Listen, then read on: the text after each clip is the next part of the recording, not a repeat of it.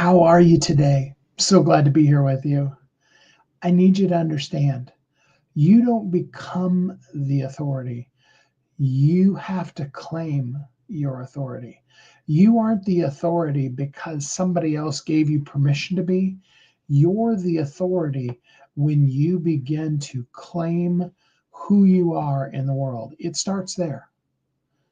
Hi, my name is Steve Kidd. I am a third generation minister, an international best-selling author of 37 books and counting, and I have the wonderful privilege of having worked with just shy of 5,000 people, helping them all the way in the process of writing, publishing, marketing their books to bestseller and beyond. And we have a 100% success making folks bestsellers. But here's the thing, bestseller is the beginning. I mean, often we think of bestseller as kind of the ultimate end goal, but really it's a day one launch strategy. As I say in my book, bestseller is only the beginning. Happens to be sitting right here on my desk right now. Bestseller is only the beginning is literally the truth. There are so many people out there that are talking about you got to become a bestseller. Join my program and become a bestseller, and I have one of them. And we definitively can make you a bestseller. And I can tell you from a marketing standpoint, you will never maximize your marketing without attaching the phrase bestseller to what you do. I was at an event, some of you that follow me know I was at an event at the beginning of this month. And I said to the guy who was the organizer of the event, I said, everything you said was amazing. He was talking about creating a book funnel, for selling your book. I said, everything you said was amazing. I said, but you need to add one thing to that. And I referred to, a coach of mine that, is part of his organization. And I said, I'll say to you the same thing I said to her. And then I promised myself if I got a chance to talk to you, I would too. And that's, everything you said is absolutely amazing. Now take all of it and add, instead of book, add the word bestseller in front of it. And he's like, yeah, but best-selling book doesn't seem plausible. It seems like an overpromise. I'm like, not for me. I've done it 5,000 times with 100% success. That's our launch day. Anybody that's marketing your book and isn't making you a bestseller at the beginning of the whole process, if within a week max of the intentional launch, now that's not necessarily the day you just put your book on Amazon and assume the whole world is going to field of dreams flock to it. But when you intentionally launch and do a marketed launch of your book, if a person can't make your book a bestseller within the first week, they probably don't know what they're doing. And that's harsh. And I don't mean to be quite that harsh. Y'all that know me, I'm not really that harsh or judgy kind of person. I like to try to keep this as a judgment-free zone. But that's a start point. That's graduating from medical school, so you get the credential of a doctor that you can then learn how to be a doctor and do what the medical profession calls scud work and all the icky things for the first year, especially of your internship, really for all of the years of your internship. And then you have residency, and then you can do a little bit of doctoring, and then you start learning how to be able to do some surgical procedures and those kind of things, depending on what track you're on. But, you're a doctor the minute you graduate from medical school. You have a doctorate in anatomy and physiology. You are a doctor of medicine. Okay, bestseller is that same exact kind of thing. You don't become the authority once the world gives you permission. You become the authority the moment you decide to stop hiding. Yes, that was written down over here. I read it from this other thing because I loved exactly how that came out. And that's the intro description on, on this particular live that I'm doing. You become the authority the moment you stop hiding. Now, I'm in that same boat with you. I've spent more of my life hiding than I have out. I owe the 18-year-old version of myself massive apologies. I really do. Because I was well prepared by some wonderful, amazing mentors to go out into the world and to make the real difference in the world. Now I could go back and I could talk about the the mistake that in the particular course that God had me on, that going to college for the year that I went to was, and on and on and on. And I don't regret my kids that came out of my first marriage, but all of those things are distractions from the 18-year-old that I was, that was prepared to go out and be the authority in the world. And I want you, if you happen to be 18 years old or 16 or 15 or 12, doesn't make you any less of an authority at being you. You're amazing right here, right now, where you are, and the world needs who you are and what you have to put into the world right now. Age is not a factor. The other side of that equation is true too. You may be 85, 95 years old. You may have just celebrated your 100th birthday. That does not make you irrelevant. Doesn't make you too old. It doesn't make you past your prime. This may be literally the best moments of your life. If, and this is a big if you choose to stop hiding. It's a simple message, but it's not easy. You have to claim your voice before anybody else is going to follow it. See, I'm out here on Facebook Live and LinkedIn Live and on YouTube, and I'll take little segments of this and I'll do little shorts on Instagram and TikTok and things like that. And this particular piece of it may not make it because I'm just kind of setting up what I'm getting ready to say. But right now I look over here. I use a service called StreamYard to go live to Facebook, LinkedIn, YouTube simultaneously live, like StreamYard, especially for this purpose. And I'm looking over here, and technically live viewers right this minute is 0. And that's okay. There are some intentional things that I could have done to pre-plan for a week or two ahead of this and gotten some people on live. The whole premise behind what I started doing on Friday, the epiphany that I shared with you on Friday that happened on Thursday, and the whole reason why I'm coming out to you live every single day is the whole fact that I have to practice what I preach. I have to be visible, because when you're visible and valuable, you are the authority. You see, you have a voice right now. That voice needs to be shared. You need to turn on the camera, hold up the phone, whatever, and you need to go out. It doesn't have to be long. This particular live will probably go somewhere between low end 15 minutes, probably closer to 25 minutes. We may even go to 30, just depending on how worked up I get. And that's okay. Okay, you have to claim who you are. And I've spent most of my life on stage speaking and talking. The first time I was on stage, I was 5, and I've been there ever since. Third generation minister, dad was in the pulpit, so blah, blah, blah, right? But until I claim it, and I've been real honest in my books and here on my lives and all those kind of things. I've spent more of the time since I was 18. I'm 58 for those of you that are wondering. Okay, I spent more of that time hiding and being less than and trading in false humility, meaning, in other words, diminishing yourself to be humble and in a position of respectful subservience to a person in authority, or to not overshadow people that I was in relationships with, to not make people feel bad. We ratchet ourselves back. And there are times for that, okay? I'm not diminishing that, you don't want to, overrun your partner. You don't want to demean or diminish them either. And I'm not even putting on them that I did those things, that they made me do those things. Those are choices that I made that were not good for me. And honestly, they weren't good for you either. Because in diminishing myself, I didn't show up in the world as the authority that I was. Now, over the course of the 18 to 58, that's 40 years. Over the course of the last 40 years, I have learned a lot of things. I've done a lot of things. I've been a lot of really cool places, traveled around the world, was a single parent of 5 kids for almost 5 years. I've done some really cool things, some really awful things.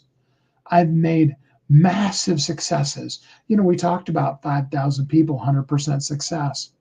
Having been a business owner now for 38 years, having worked in the space of book writing and especially book marketing for 17 plus years now. A lot of amazing credentials.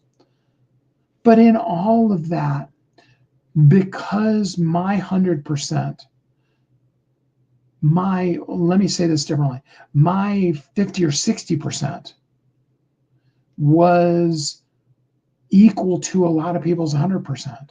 I proved this in high school. I had a solid B plus, A minus average in high school, and I pretty much did all my homework at school.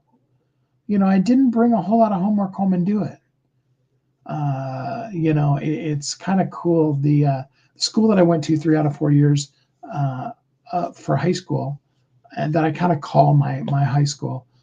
They just last weekend had their 40-year anniversary. I wish I could have been there. It would have been really cool. And all of those kind of things, I did less than I could have done.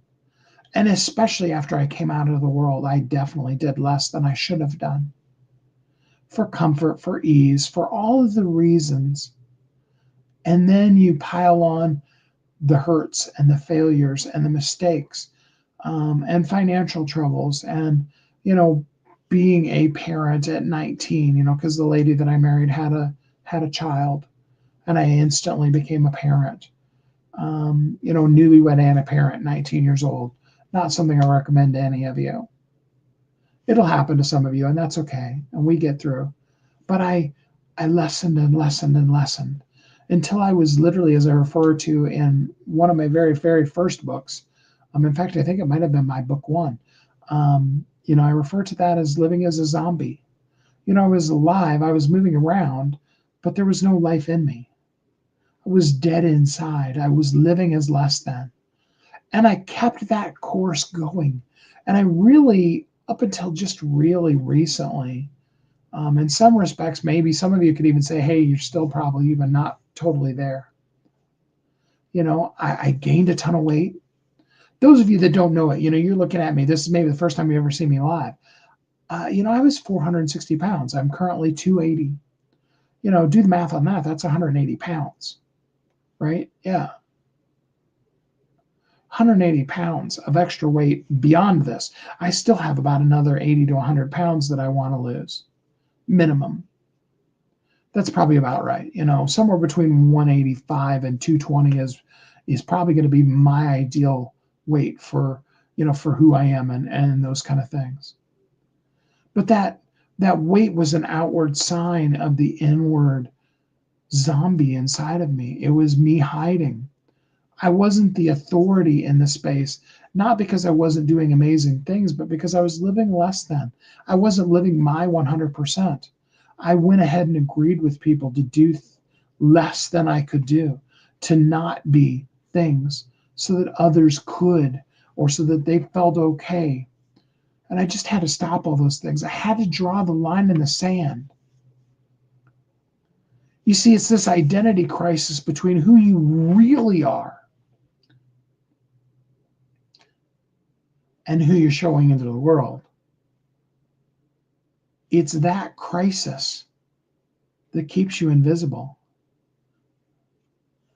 You stay less than. You stay the best kept secret in your industry, even though you've used that phrase maybe for a lot of years now. You look at other people who, you met 10 years ago. I'm thinking of a specific person, but I'm not naming names. Who is doing amazing things in the world now and is a keynote speaker on all kinds of stages. And, I'm just beginning the journey that by the time I met that person 10 years ago, I should have been 2 or 3 decades into being keynote speaker at that point. because I already had the mentors, I already had the connections. I was already doing the thing, but I was living small. I was settling for less than. I was getting by rather than thriving. That's why I love naming our company Thriving Bestsellers, is because we want you to thrive exceedingly abundantly above all that you can ask or even think. We use that phrase, not yet, not ready, not now. We use all of those excuses, and really they're just reasons for us to stay small. Small is safe. I'll give you credit for that. And if you want to play small, if you want to stay small, this is not me judging you. But those of you that are listening that want to be more than invisible, want to be more than the best kept secret, want to be seen, be heard, be the authority, want to get paid like you should get paid, you can't play small and be in that space. The reason why people know names like Tony Robbins and Oprah Winfrey, Gary Vaynerchuk, and whether you like him or not, Donald Trump, or go the other, the other political spectrum, Joe Biden, Hillary Clinton. It doesn't matter your political beliefs, because I'm not talking about that. I'm talking about how known those names are. There's reasons why most everybody knows the name Deepak Chopra. There's reasons why most everybody knows the name Rick Warren, who's just an amazing pastor. Joel Osteen, who is much more well known worldwide than his father John Osteen was, even though his father John Osteen is an amazing minister, and his father's the one that built the church to nearly 10,000 people.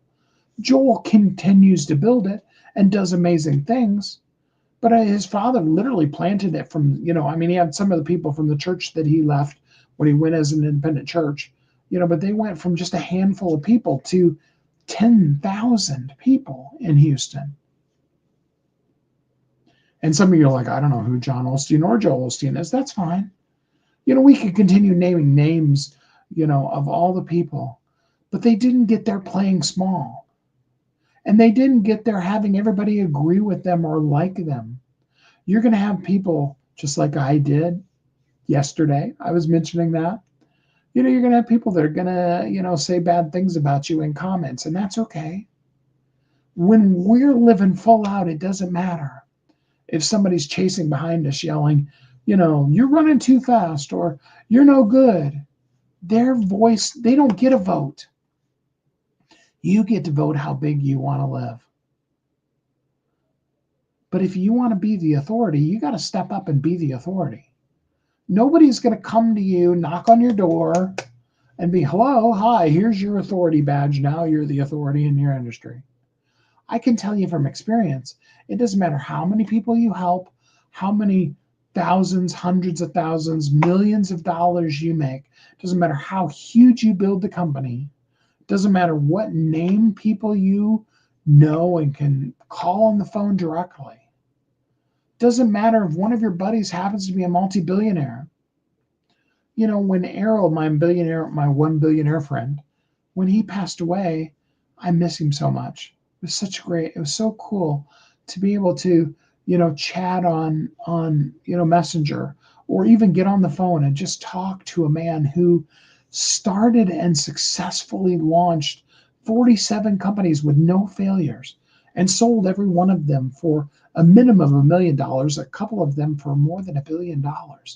Was running at the end of his life a $10 billion a year company. But that's because he didn't play small. Because at 16, he was a street kid eating out of the dumpster. He talks about this in his book, You Can Too.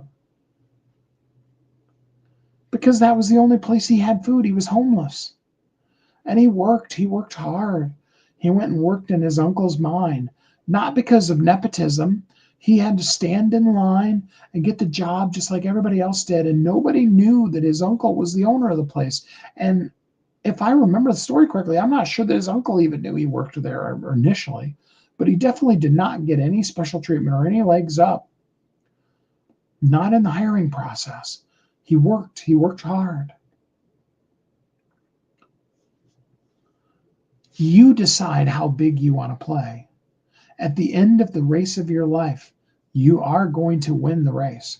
You are going to be the one who breaks the tape at the end of the race, and you will be declared the victory. You get to decide how big of a victory that is. You could be the worldwide triathlete winner, Ironman triathlon. Sorry, can't talk today. You could be a marathon runner. You could be a 440 sprinter. You could be whatever.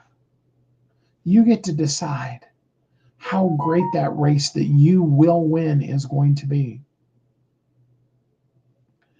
Because you've got to step into your voice. I said in the bullet points of this, how do you step into your voice even if nobody's listening? You know how you do it? It's really tough. It's deeply spiritually, listen real closely, okay? You know how you do it? You do it. You turn on Facebook Live, Instagram Live, TikTok. I don't know if TikTok has live or not. You get a StreamYard account, even a free one, because there's a free level of StreamYard. Those others that I mentioned, those are free. And you just start talking. If you're just totally held up, and we talked yesterday about the, needing to get over ourselves with looking at ourselves and going, well, who wants to look at me? But if you're just really, really hung up over being on video, do a LinkedIn event, LinkedIn Live. LinkedIn Lives, somebody is just blowing me up on Facebook right now. That's good, because they're not watching me live. Do a LinkedIn Live. LinkedIn Lives are voice only. Invite a friend of yours to do a LinkedIn Live with you. If you want to be heard, even if nobody's listening, you just go out and you just do it. And when you do it today. You don't wait till tomorrow. You don't say, well, I'm going to do that. I'm going to plan for this for next week. I promise you something will come up. I promise you that if you don't maximize today, it'll always be tomorrow that you're going to be doing it versus getting it done today. You cannot be the authority if you don't claim that you already are the authority, because you're an expert at being you. Nobody has ever been you better than you've been you, and nobody ever will. Now, yeah, you have faults and failures and things that you diminish and demean yourself over. None of that matters. For the person who desperately needs the thing that you're so good at, that as I've been talking, you haven't even thought of, hey, yeah, I could teach a person how to, sweep the floor, do the dishes, get up at 7 o'clock instead of 8 o'clock, take a shower every day, brush your teeth 3 times a day. I mean, it doesn't have to be deep things, because for somebody that's difficult. I've told the story before about the person that I knew that literally had traumatic PTSD over doing dishes. I learned how to, from a person who had the same thing, learned how to turn that into the sanctuary moment for their day and be the highlight of their day rather than literally a reliving of a trauma that they had had in their childhood. You get to choose that, and then you get to be the authority at being you. Now, no, you don't have to go live for 25 or 30 minutes. You could go live for 5 seconds. Some of the most powerful, videos that I've ever done, and the most streamed and repeated, are the ones where I just pick up my phone, just like this. You pick it up, you hit go on Instagram, because Instagram Shorts or TikTok is another great one to go to. And just purely and simply say one thing that you know to be true. Today, it's 81 degrees outside, and I'm happy for the sun. I mean, I hope you have more to bring to the world than that. But the only way you're going to get visible is to get visible. Nobody is looking because nobody's looking. Nobody's looking because you don't have anything for them to look at. Or when you have done it, you're not consistent enough that you're building up more people that are going to do it. It's in your consistency of showing up that you're going to make more and more and more of an impact. Your message matters. You being present matters. You showing up in the world absolutely is mandatory because you matter. You're important. I appreciate you. I'm so grateful for what you're going to do. So here's your homework assignment. Every single one of you, okay? I don't care whether you listen to this live, which you're not because there's a big zero there. I see that. No worries. This isn't about how many people I can reach live. This is about how many lives I can impact. You watch, you wait, you'll see. But your homework assignment is to turn on StreamYard, Facebook, Instagram, Twitter, TikTok, whatever that might be, something that will record you. LinkedIn Lives, if you just can't show your face, and just say something positive and encouraging. It only has to be 5 or 10 seconds. If you've got more than that to say, absolutely, yay. Feel free to tag me in it. I'd love to celebrate you. I will absolutely like, comment, and share on yours. So you've got one like, comment, and share regardless. All you got to do is tag me. Go down in the comments, go if you're on Facebook, it's Steve Kidd. And, LinkedIn, it would be Steve Kidd too. If we're not friends, go and find me. I look pretty much like this in the picture, just a little bit bigger, a little bit puffier.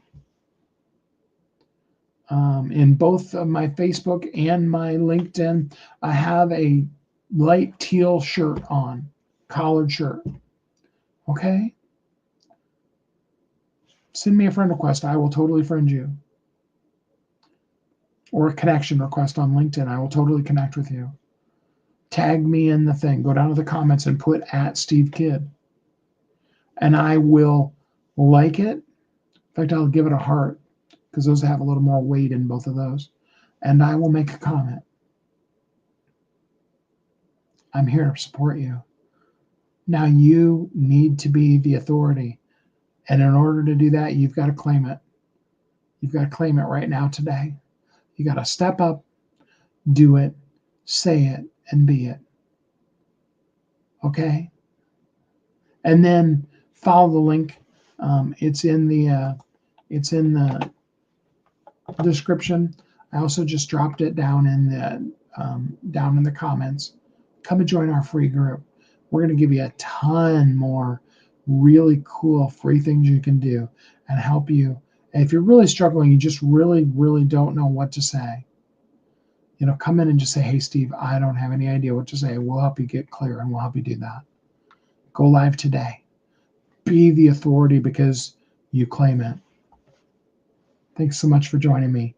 I hope until we're together again, you have an amazingly great week.